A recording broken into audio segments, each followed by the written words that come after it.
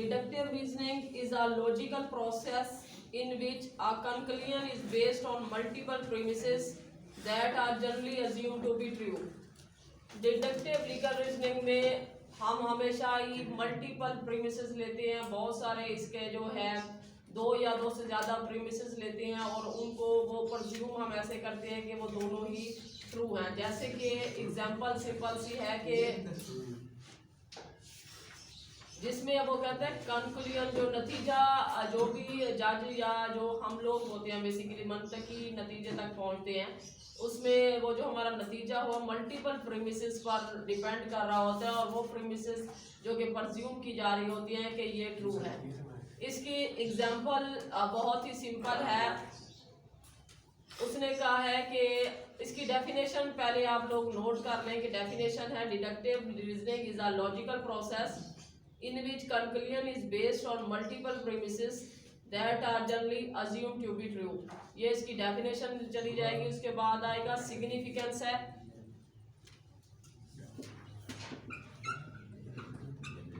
Significance में जब आप इसको पढ़ेंगे अफादियत अहमियत को, तो आपको इसका कंसेप्ट भी क्लियर हो जाएगा और इसकी डेफिनेशन भी यहाँ से क्लियर हो जाएगी।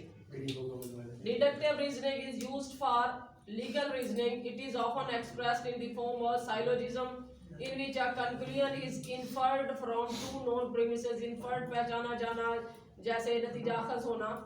For instance, example के तौर पर all human beings are mortal। काला Khan is a human being, therefore काला खान is a mortal। के सिंपल एग्जांपल दी जाती है, जैसे कि आप कह सकते हैं कि भाई जो तमाम इंसान जो हैं वो मॉर्टल हैं और काला खान क्योंकि एक इंसान है तो वो भी मॉर्टल हुआ। फिर है साइलोजिज्म और साइलोजेस्टिक लीगल रीजनिंग। ये होती क्या है? डेफिनेशन वो कहता है इसमें it is a method of reasoning in which a conclusion is derived from two given proposition. Proposition called premises. Proposition जो दी जाती हैं उसे या प्रीमिसेस कहते हैं। ये बेसिकली मेजर और माइनर होती हैं।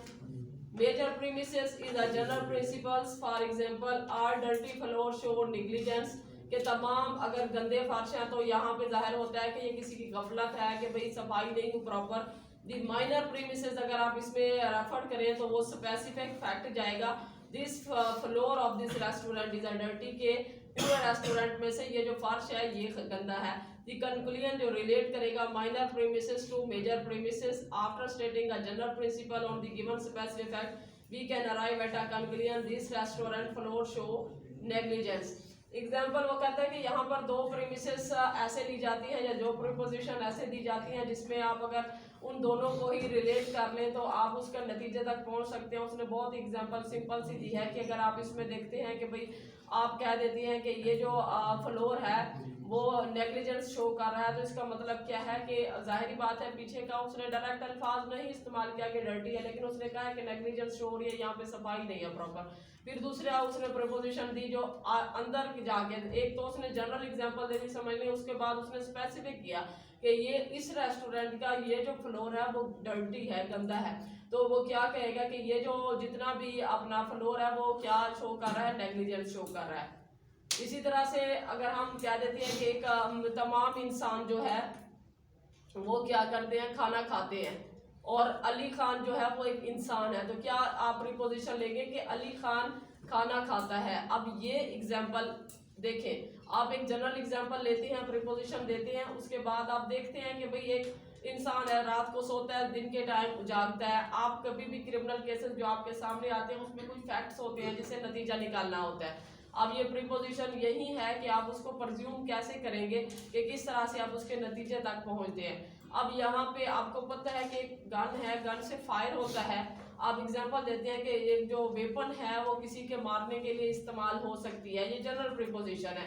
अब एक बंदा है उसका मर्डर हो गया है, समझ लें कि बुरहान का मर्डर हुआ है, तो वो जो है गन से या आप फायर से हुआ है, तो अब क्या प्रज्यूम करेंगे कि जो गन है या वेपन है वो इंसान के मारने के लिए होता है, उसका बुरहान का मर्डर क्योंकि ये हुआ। तो आप एक तो आप उसको जनरली ले लेंगे, फिर उसके बाद स्पेसिफिक ले लेंगे कि वाकई में इस चीज से मर्डर हो जाता है।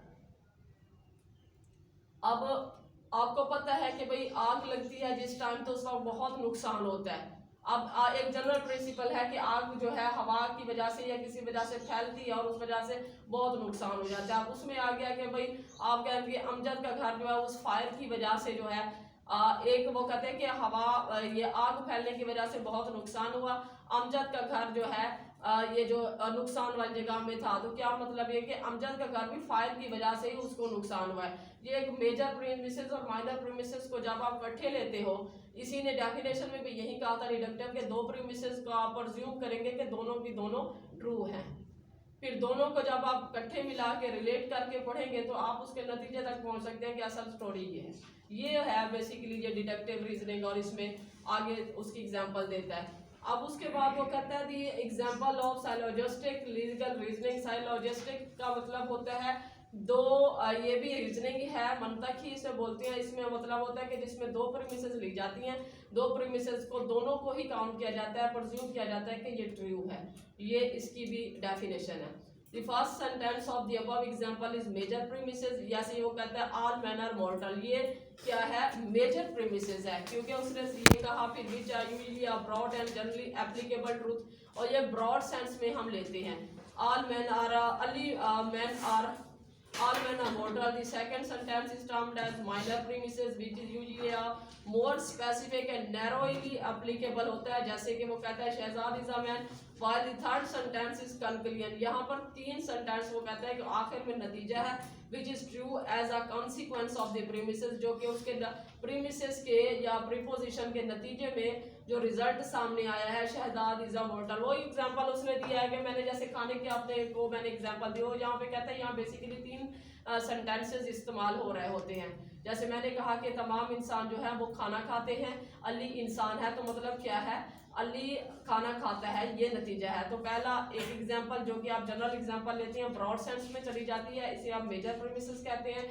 उसके बाद अली भी खाना खाता है, मतलब ये क्या है कि मतलब तमाम इंसान खाना खाते हैं, मेजर प्रीमिसेस है पहला सेंटेंस। अली एक इंसान है, तो ये है माइनर, ये स्पेसिफिक कर दिया गया, आप नैरो सेंस में चले जाते हैं। उसका नतीजा क्या निकलेगा वो तीसरा सेंटेंस होगा। उसकी एग्जांपल कैसे देखें कि जैसे कि जो अली क्योंकि एक इंसान है तो अली भी खाना खाता है, सिंपल एग्जांपल है, तो ये उसका नतीजा क्या है अली भी खाना खाता है। तो यहाँ पर जो मेजर पहला सेंटेंस, माइनर दूसरा सेंटेंस और नीचे जो कंक्लूजन निकलेंगे वो तीन सेंटेंस आपके कंप्लीट होके वो कहता है कि ये साइलोजिस्टिक लीगल रीजनिंग आप इसको बोलते हैं। डिडक्टिव भी वही है, और जो मतलब ऊपर से नीचे आते हुए ब्रॉड सेंस से अब नैरो सेंस में जब कन्वर्ट होके जो फैसले किए जाते हैं उसको बोलते हैं। फिर उसका प्रिंसिपल वो कहता है the principle behind a syllogism is that what is true of the universal is also true of the specific. इसका नतीजा है कि जो अब आलमगीर सतह पर ये यूनिवर्सल ट्रूथ है वो आप ऐसे ही लेते हैं कि ये जो है स्पेसिफिक चीज के लिए भी वो ट्रूथ है कि इंसान को मौत आती है, तो आप ये देखें ये एक यूनिवर्सल ट्रूथ है। अब इसको स्पेसिफिक कर दिया जाए कि भाई जो फलाने की डेथ हो गई, फलाने की डेथ हो गई, तो मतलब उसकी वाकई में डेथ होना मुमकिन है, क्योंकि यूनिवर्सल ट्रूथ है कि इंसान को मौत आनी है। तो ये वो कहता है कि ये एक बेसिकली एक प्रिंसिपल ये है कि what is true of the universal is also true of the specific, कि यूनिवर्सल तौर पर जो ट्रूथ है वो किसी खास इंसान के लिए खास चीज के लिए भी ट्रूथ ही काउंट किया जाएगा। In deductive reasoning you reason from the general to the particular. आप डिडक्टिव रीजनिंग में जनरल से पर्टिकुलर की फॉर्म में जाते हैं। जनरल होता है आमतौर पर टोटल ओवरऑल, उसमें से किसी स्पेसिफिक चीज की तरफ जब आप जाते हैं तो आप उसको कहते हैं कि आप डिडक्टिव रीजनिंग पे अमल कर रहे हैं। So it is essential that general statement is a universal truth. इसमें हम ये कहते हैं कि अब जनरल स्टेटमेंट जो भी दी जाती है आमतौर पर उसे हम ये काउंट करते हैं कि ये यूनिवर्सल ट्रूथ है। अब एग्जांपल वो कहता है इसकी है some man are tall, Shahzad is a man therefore Shahzad is tall, के तमाम इंसान का कद जो है वो लंबा होता है, शहजाद क्योंकि इंसान है इसलिए शहजाद का कद भी लंबा ही है। अब बेसिकली एग्जांपल लेते हैं आप, ये जो किसी के फैमिली इनहेरिटेंस हो तो उसमें कि ये इनके रस्म रिवाज ऐसे हैं, आप यूनिवर्सल ट्रूथ के तौर पर लेते हैं कि भाई इनके गाँव का ये रिवाज है। तो अब खास तौर पर अब इससे हटकर एग्जाम्पल जब आप ये हक़ुल महर के केसेस आते हैं, हक़ुल महर के केसेस में हमारा इस्लाम भी यही कहता है, मिसाल दी जाती है कि जो उनकी जो मर्द की जो ख़वातीन हैं जिनका जितना महर उनको मिलता था उस हिसाब से उनकी ज़ौजा का मुकर्रर किया जाता था, या फिर उसका हुस्न जमाल और तालीम वगैरह को देखते हुए उस औरत का हक़ुल महर तय किया जाता था। तो यहाँ पर देख लिया जाए कि भाई यहाँ पर ये डिसाइड करना होता है कि आया कि इसका हक़ुल महर 5 एकड़ ज़मीन था या नहीं था। तो ये स्पेसिफिक फॉर्म में आप चले जाएंगे तो आप जनरल एग्जांपल उसकी क्या देखेंगे, उसकी फैमिली के देख लेंगे कि हक़ुल महर कितने थे, जैसा उसको चीज़ को देखेगा, उन फैक्ट्स को देखेगा, या आप खुद क्योंकि आप लोग भी लॉ स्टूडेंट हैं तो आप उस चीज़ को देखेंगे। अगर आप अपने जहन पर को अप्लाई करेंगे तो आप कहेंगे कि वाकई में उनका भी इतना होता था तो इसका भी इतना होगा, फिर आप उसको समझे यूनिवर्सल ट्रूथ ले जाएंगे, आप उस फॉर्मूले को अप्लाई करेंगे इस कंडीशन पे जो सिचुएशन सामने आई है, उसके बाद जो नतीजा निकलेगा आप लिखेंगे कि वाकई में उनका हक़ुल महर इतना होता था। अब वो कहते हैं significance of syllogistic legal reasoning for law student, आपके लिए ये क्या इसकी अहमियत है। Law student should identify syllogism when reading cases and use. आप वो कहते हैं जब आप केसेस को पढ़ते हैं तो आप इसको जहन में रख कर ही सामने लाएं और जो है अपना प्रॉब्लम जो है वो सॉल्व करें। Based question in their exam जो आपके एग्जाम में दी गई है, उन्होंने एक एग्जाम्पल दी है इसमें स्टेट वर्सेस काला खान की। वो कहते हैं Kala Khan seize a cell phone. अब ये एग्जांपल है, थोड़ा समझेंगे आप लोग। काला खान वो कहता है सीज अ सेल फोन, उसने एक सेल फोन देखा belonging to Chaudhary Zamurad lying on the table in Chaudhary Zamurad office. वो कहता है कि उसके ऑफिस में उसने उसका मोबाइल उसके टेबल पे देखा काला खान ने। फिर वो क्या कहता है, he hide the cell phone in Chaudhary Zamurad office in such a place where Chaudhary Zamurad could not find it ever। ये फिर उसने उसके ही मोबाइल को उसके ही जो समझ लें कि ऐसी जगह पे छुपा दिया उसके ही ऑफिस में, जिससे नामुमकिन था कि वो अपना मोबाइल दोबारा देख पाता।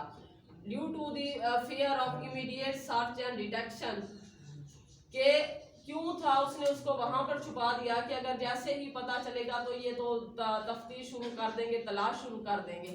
फिर वो क्या कहता है, he did this with the intention of taking away the cell phone from the hidden place. फिर उसने किस नियत से किया था कि जैसे ही उसे मौका मिलेगा वो सेल फोन वहां से निकाल के चोरी करके ले जाएगा। व्हेन चौधरी जमुराद फॉरगेट अबाउट, जब वो उसके बारे में भूल चुका होगा कि उसके जहन से निकल गया होगा कि मेरा मोबाइल कहाँ चला गया है, किसने उठा लिया है, जब वो खत्म कर देगा स्टोरी को तो तब मुझे मौका मिलेगा तो वहां से मैं ले जाऊंगा। And then sell it away, और बाद में जाके मैं इसको फरोख्त कर दूंगा। अब आप लोगों ने पीपीसी पढ़ी है या नहीं पढ़ी, तो वो बेसिकली जो थेफ्ट है वो एग्जांपल है वर्ड की। वर्ड एक जो है ये बेसिकली उस पर डिपेंड करता है, ठीक है। ये 3 वर्ड मिलके समझ ले, ये अलग एक डेफिनेशन होता है। whoever dishonestly, ठीक है, whoever dishonestly without the intention of other person remove that property from the possession of another person। मतलब ये एक प्रॉपर डेफिनेशन है थेफ्ट की कि जो कोई बदनियती से किसी की चीज उठाता है और वो इस नियत से उठाता है कि मैं इस चीज को यहाँ से उठाकर ले जाऊंगा, डिसऑनेस्टली तौर पर वो उसके पोजेशन से बाहर निकलता है, ले जाता है। तो आप उस सेंस में जब लेते हैं तो ये एक थेफ्ट की डेफिनेशन है। यहाँ पर वो पढ़ेगा कि क्या कि उसको ने चोरी की है, यहाँ पर चोरी के जो इंग्रेडिएंट्स हैं वो पूरे होते हैं या नहीं, वो इस एग्जांपल में आपको ये समझाने की कोशिश करेगा। अब क्वेश्चन टू आस्क योरसेल्फ, आप अपने आप से ये सवालात आपके जहन में आएंगे कि all the essential ingredient of the offence of theft are present in the above story, के तमाम चोरी के लवाजमात यहाँ पर पूरे हो गए हैं या नहीं। दूसरा है, इज काला खान गिल्टी ऑफ थेफ्ट, क्या काला खान वाकई में चोरी का मुरक्कब हुआ है या नहीं। वाई और वाई नॉट, अगर हुआ है तो क्यों हुआ है, और नहीं हुआ तो किस वजह से उस पर चोरी नहीं लग रही। यहाँ पर देखिए उसने उठाया है, उसकी इंटेंशन भी थी कि बाद में मैं इसे ले जाऊंगा, लेकिन अभी उसने उसी के ऑफिस में उसको कहीं ना कहीं रख दिया है कि वो उसको ना मिल सके बस। अब मेजर प्रीमिसेस, यहाँ पर लीगल जो प्रिंसिपल है वो कहते हैं कैसे लागू होगा।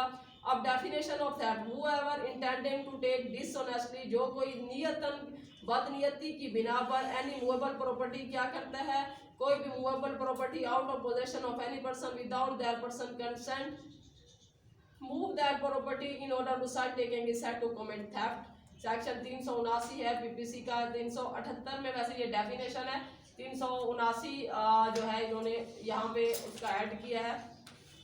तो यहाँ पर उसके बाद जो क्वेश्चन है वो यहाँ पर ये होते हैं, how many are the essential ingredient of the offence of theft without any one of which the offence of theft is not said to have been committed. अब कंक्लूजन यहाँ पर आ जाएगा कि possible answer to the issue, यहाँ पर possible answers भी वो आपकी प्रैक्टिस के लिए देता है कि ये सवालात के जवाब आपके सामने आ जाएंगे। पहला है नो, पहला जवाब है नहीं, थेफ्ट कमिट नहीं होता, वो गिल्टी ऑफ थेफ्ट नहीं है। क्यों? Because he merely played a prank with the friend, के वो एक मजाक कर रहा था अपने दोस्त के साथ, तो चोरी नहीं है। दूसरा कहता है यस, नहीं हुआ है, because Kala Khan did not inform Chaudhary Zamurad about the place where he had hidden the cell phone, वो कहता है नहीं चोरी हुई है क्योंकि उसने उसे बताया नहीं है कि मैंने किस जगह पर आपका मोबाइल जो है वो छुपाया हुआ है। नो, फिर वो कहता है इसका नो भी आंसर हो सकता है, because Kala Khan has not taken the cell phone out of the Chaudhry's house, क्योंकि इंग्रेडिएंट एक ये था कि moves that property from the possession of the owner, तो ये एक होता है लाजमी इंग्रेडिएंट कि उसके कब्जे से वो चीज लेके कहीं चला जाए। तो वो कहता है नहीं, क्योंकि उसके कब्जे से नहीं गया, अभी तक उसी के घर में वो प्रॉपर्टी है। फिर यस भी कहता है, because Kala Khan intending to take the immovable property from Chaudhary Zamurad possession and with the intention he move that property, उसने नहीं, वो कहता है यहाँ पर चोरी की है क्योंकि उसने उसको इमूवेबल प्रॉपर्टी को वो इंटेंडेंट, उसकी नियत थी कि मैं उसको ले उड़ूंगा फ्रॉम चौधरी जमुराद पोजेशन, उसके कब्जे से, एंड विद दिस इंटेंशन ही, और उसने इस नियत से ही उस प्रॉपर्टी को मूव किया है, मतलब कहीं छुपाया है। अब government of Pakistan versus mister black the high commissioner of Republic of black forest, ये एक और उसने एग्जांपल दी है। वो प्रीमिसेस मतलब उसने दिए हैं, चोरी है भी या नहीं भी है। वैसे चोरी की डेफिनेशन आप देखें, उसके सामने रखें, आप खुद भी इस पे प्रैक्टिस करें कि आया कि चोरी होती है, यानी उसने डेफिनेशन पीछे दी हुई है, इंग्रेडिएंट भी पीछे दिए हुए हैं थेफ्ट के। उसने ये एग्जांपल दिया कि होती भी है और नहीं भी होती। काफी दफा जब पुलिस एफआईआर देती है तो उसे समझ नहीं आ रही होती, एफआईआर में स्टोरी और लिखी होती है, ऑफेंसेस और कमिट हो रहे होते हैं। तो ये जो अक्यूज की साइड का वकील है वो इसी की फेवर लेता है कि ये तो ऑफेंसेस मेड आउट भी नहीं होते जो आपने लगाए हैं। हम अक्सर जब भी जो है अपना आर्ग्यूमेंट करते हैं तो हम आर्ग्यूमेंट में ये चीज देख रहे होते हैं कि सर ये ऑफेंस मेड आउट भी होता है या नहीं होता। अगर उस स्टोरी से वो मेड आउट नहीं होता तो हम आर्ग्यूमेंट करते हैं कि आप इसकी पूरी की पूरी एफआईआर पढ़ लें, ये ऑफेंस बनता भी नहीं है जो इन्होंने ये ऐड कर दिया।